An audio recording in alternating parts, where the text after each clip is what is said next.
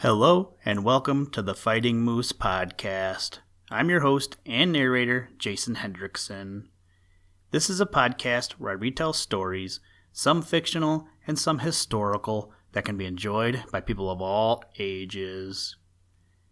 Let's continue today with our adventure with Sherlock Holmes as we read Chapter 4 of The Hound of the Baskervilles, written by Sir Arthur Conan Doyle. Let's keep this intro short and simple. So today, our fact about Sir Arthur Conan Doyle is that he became a Sir in 1902 when he was knighted by King Edward VII.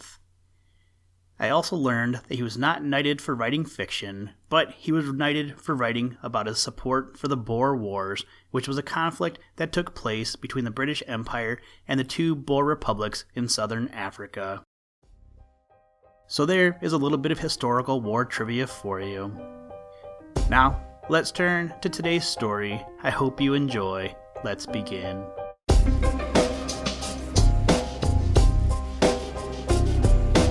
Liftoff. We have a liftoff. We choose to go to the moon in this decade and do the other things, not because they are easy, but because they are hard. Chapter 4, Sir Henry Baskerville. Our breakfast table was cleared early, and Holmes waited in his dressing gown for the promised interview. Our clients were punctual to their appointment, for the clock had just struck 10 when Dr. Mortimer was shown up, followed by the young baronet. The latter was a small, alert, dark-eyed man, about 30 years of age, very sturdily built, with thick black eyebrows and a strong, pugnacious face. He wore a ruddy-tinted tweed suit and had the weather-beaten appearance of one who has spent most of his time in the open air, and yet there was something in his steady eye and the quiet assurance of his bearing which indicated the gentleman. "This is Sir Henry Baskerville," said Dr. Mortimer. "Why, yes," said he, "and the strange thing is, Mr. Sherlock Holmes, that if my friend here had not proposed coming round to you this morning, I should have come on my own account. I understand that you think out little puzzles, and I've had one this morning which wants more thinking out than I am able to give it. Pray, take a seat, Sir Henry. Do I understand you to say that you have yourself had some remarkable experience since you arrived in London?" "Nothing of much importance, Mr. Holmes. Only a joke as like as not. It was this letter, if you can call it a letter, which reached me this morning." He laid an envelope upon the table, and we all bent over it. It was of common quality, grayish in color. The address, Sir Henry Baskerville, Northumberland Hotel, was printed in rough characters. Postmark, Charing Cross, and the date of posting the preceding evening. "Who knew that you were going to the Northumberland Hotel?" asked Holmes, glancing keenly across at our visitor. "No one could have known. We only decided after I met Dr. Mortimer." "But Dr. Mortimer was no doubt already stopping there?" "No, I had been staying with a friend," said the doctor. "There was no possible indication that we intended to go to this hotel." "Hum. Someone seems to be very deeply interested in your movements." Out of the envelope he took a half sheet of foolscap paper folded into 4. This he opened and spread flat upon the table. Across the middle of it a single sentence had been formed by the expedient of pasting printed words upon it. It ran, "As you value your life or your reason, keep away from the moor." The word moor only was printed in ink. "Now," said Sir Henry Baskerville, "perhaps you will tell me, Mr. Holmes, what in thunder is the meaning of that, and who it is that takes so much interest in my affairs." "What do you make of it, Dr. Mortimer? You must allow that there is nothing supernatural about this at any rate." "No, sir, but it might very well come from someone who was convinced that the business is supernatural." "What business?" asked Sir Henry sharply. It seems to me that all you gentlemen know a great deal more than I do about my own affairs.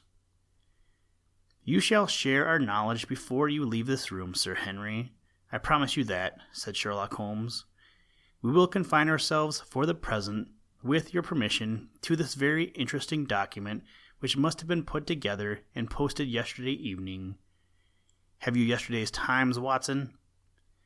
It is here in the corner. Might I trouble you for it? The inside page, please, with the leading articles. He glanced swiftly over it, running his eyes up and down the columns. Capital article, this, on free trade.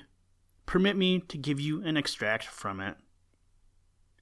You may be cajoled into imagining that your own special trade or your own industry will be encouraged by a protective tariff, but it stands to reason that such legislation must in the long run keep away wealth from the country, diminish the value of our imports, and lower the general conditions of life in this island. What do you think of that, Watson? Cried Holmes in high glee, rubbing his hands together with satisfaction. Don't you think that is an admirable sentiment? Dr. Mortimer looked at Holmes with an air of professional interest, and Sir Henry Baskerville turned a pair of puzzled dark eyes upon me. I don't know much about the tariff and things of that kind, said he, but it seems to me we've got a bit off the trail so far as that note is concerned.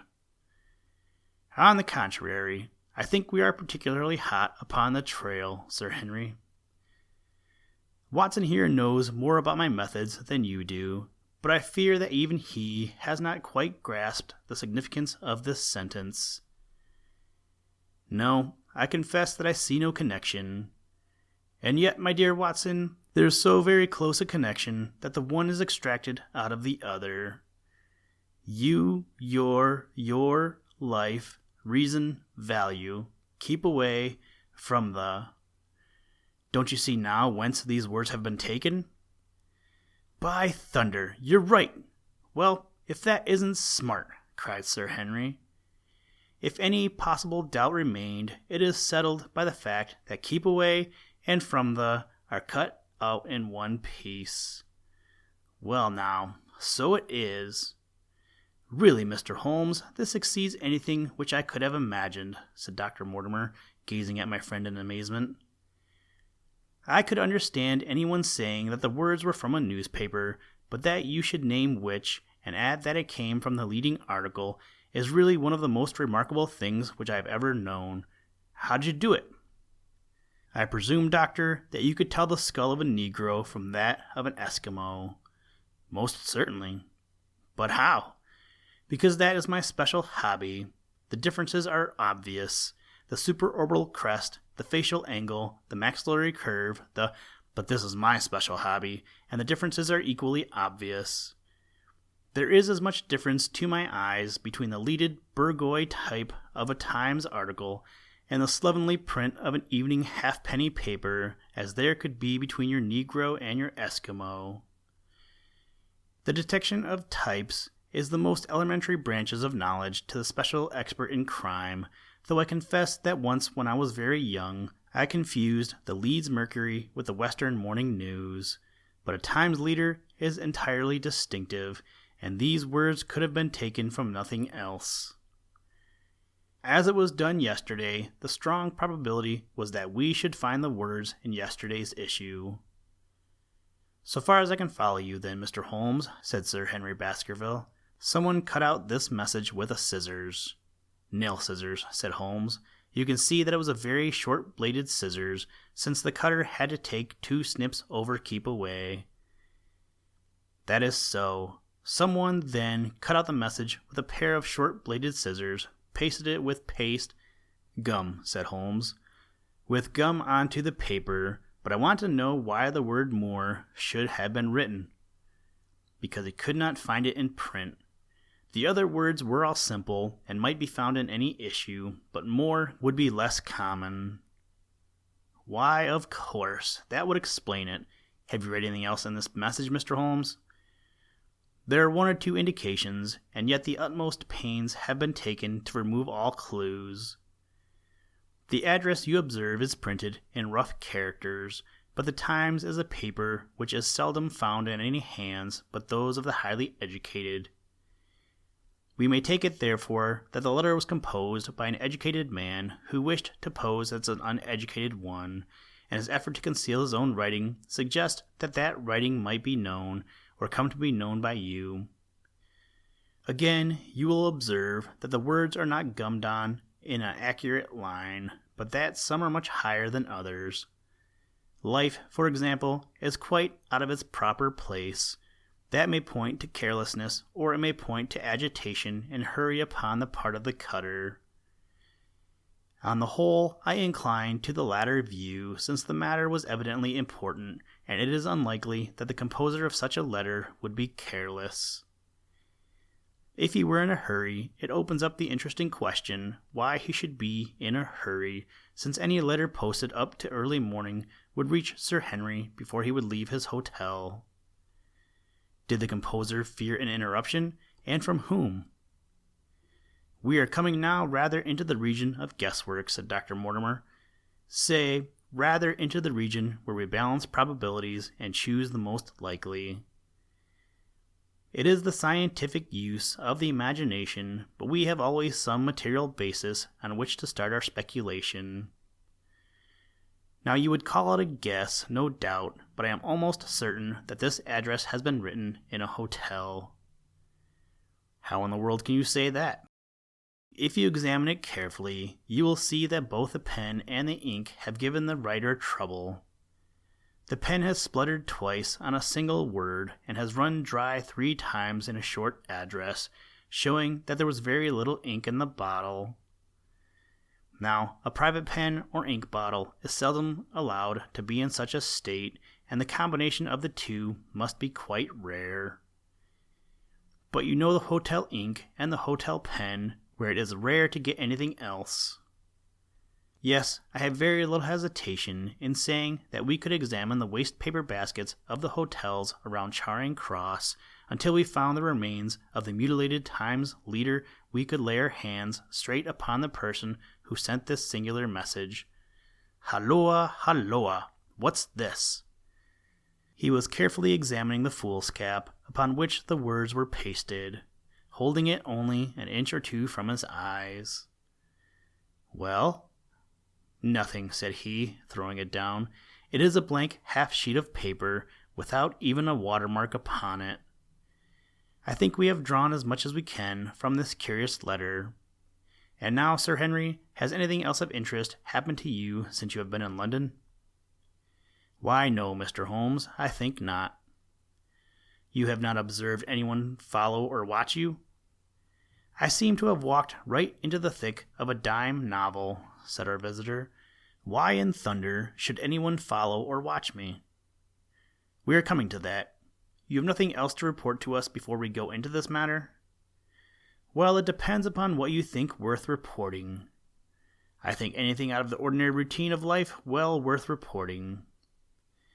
Sir Henry smiled.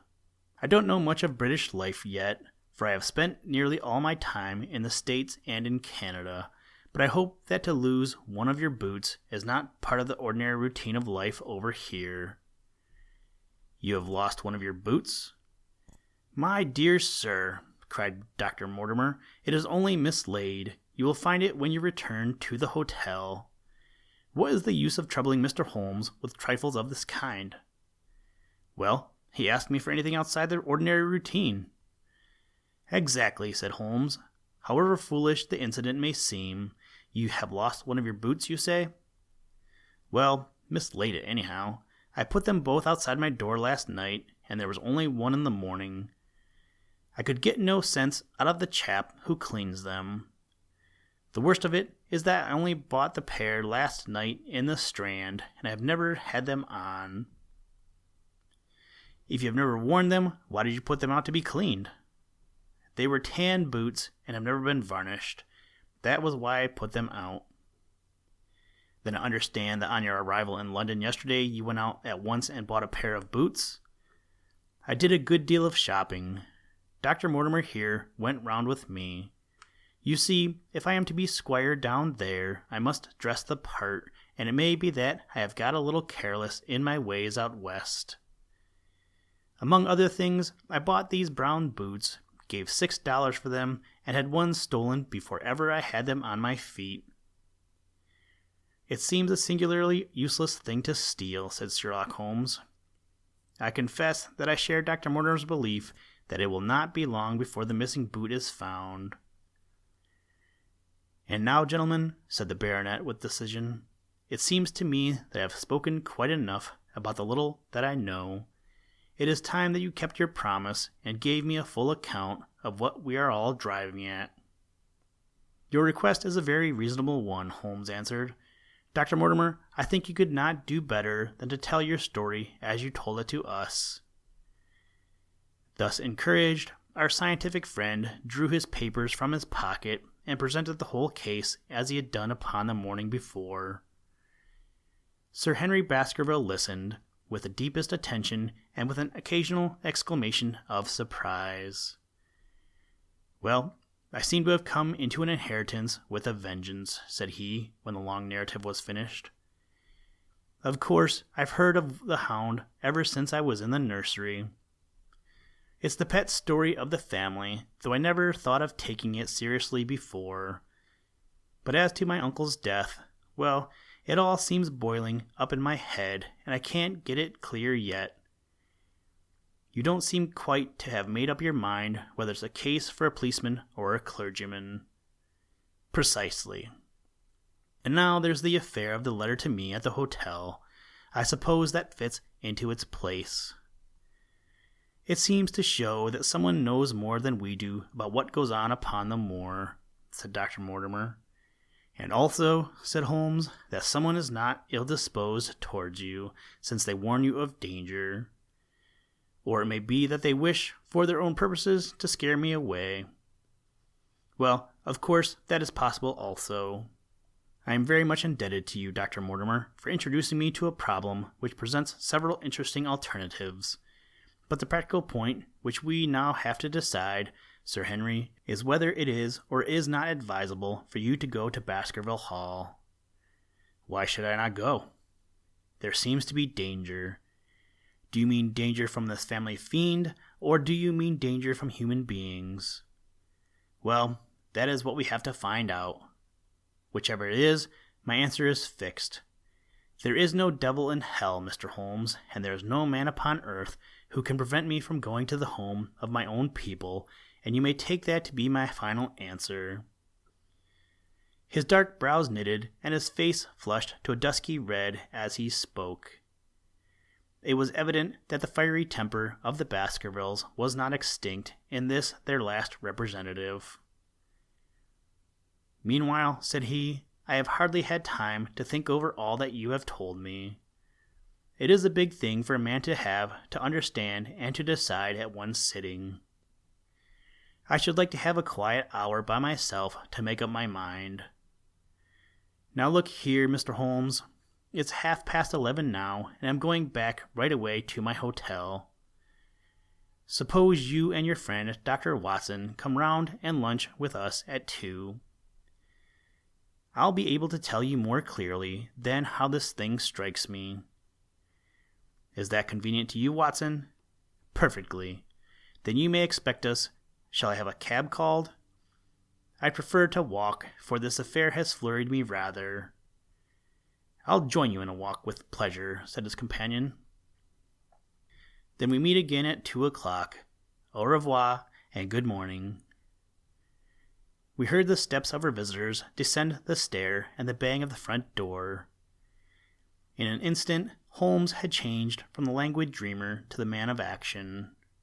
Your hat and boots, Watson, quick! Not a moment to lose! He rushed into his room in his dressing gown, and was back again in a few seconds in a frock coat. We hurried together down the stairs and into the street. Dr. Mortimer and Baskerville were still visible about 200 yards ahead of us in the direction of Oxford Street. Shall I run on and stop them? Not for the world, my dear Watson. I am perfectly satisfied with your company, if you will tolerate mine. Our friends are wise, for it is certainly a very fine morning for a walk. He quickened his pace until we had decreased the distance which divided us by about half. Then, still keeping 100 yards behind, we followed onto Oxford Street and so down Regent Street.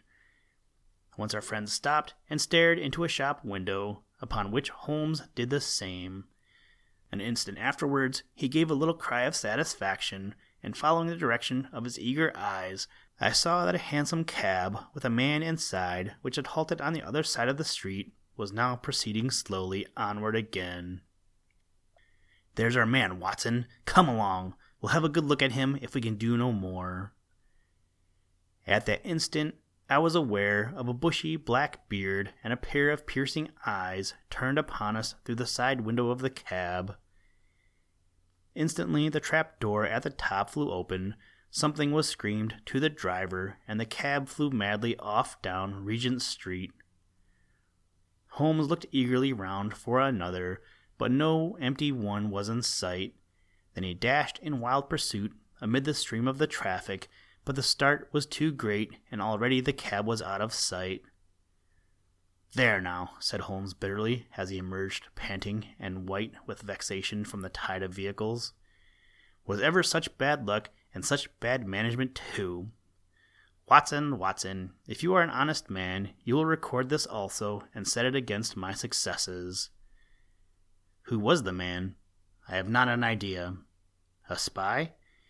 Well, it was evident from what we have heard that Baskerville has been very closely shadowed by someone since he had been in town.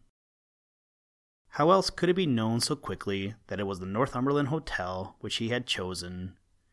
If they had followed him the first day, I argued that they would follow him also the second.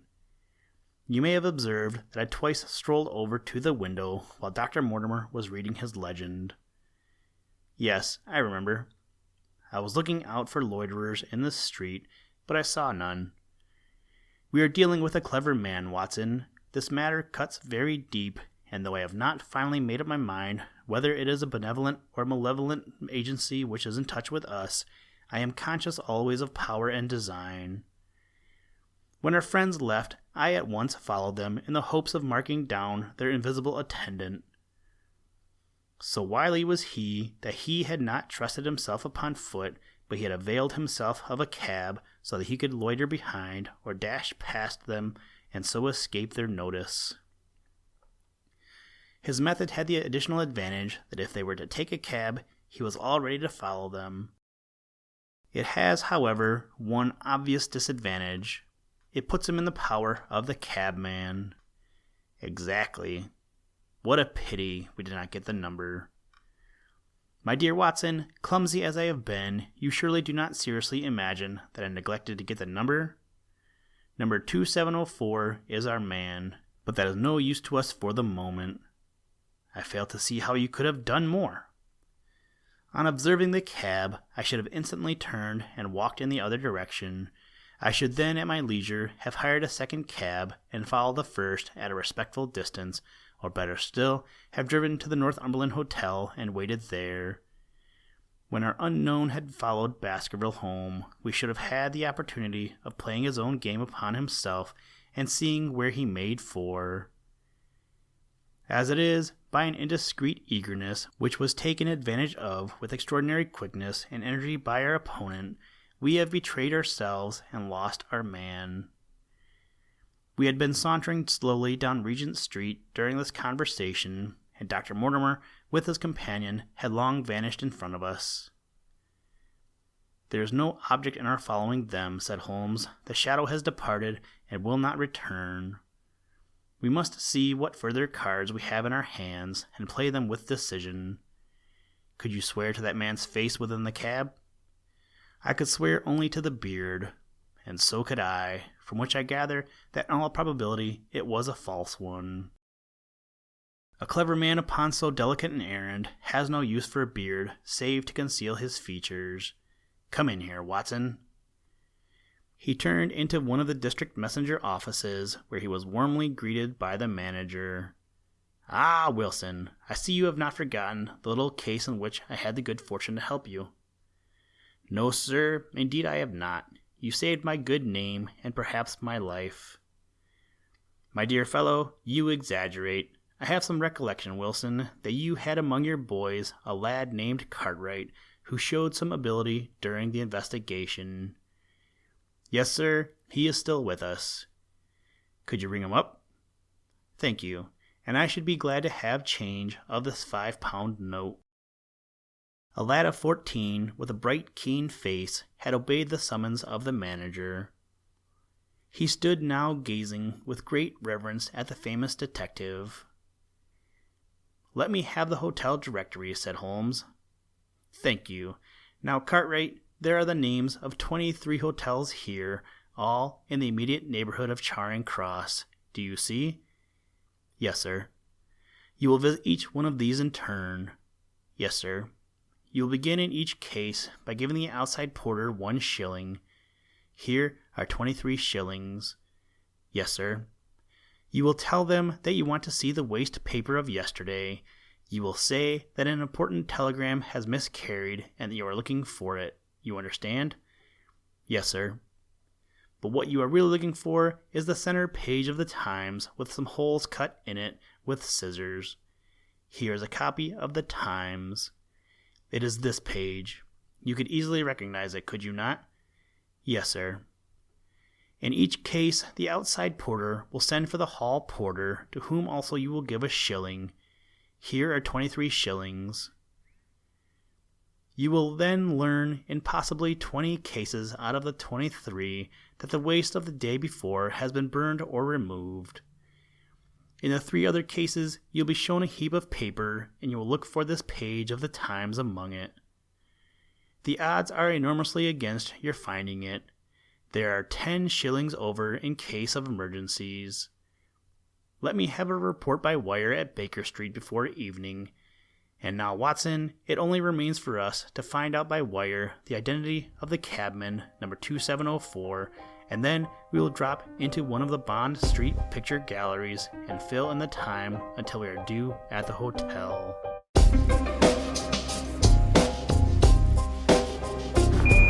Listen, Tranquility Base here. The Eagle has landed.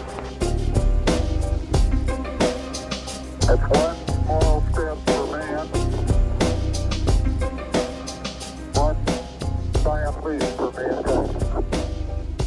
Thank you for listening to this episode of the Fighting Moose Podcast.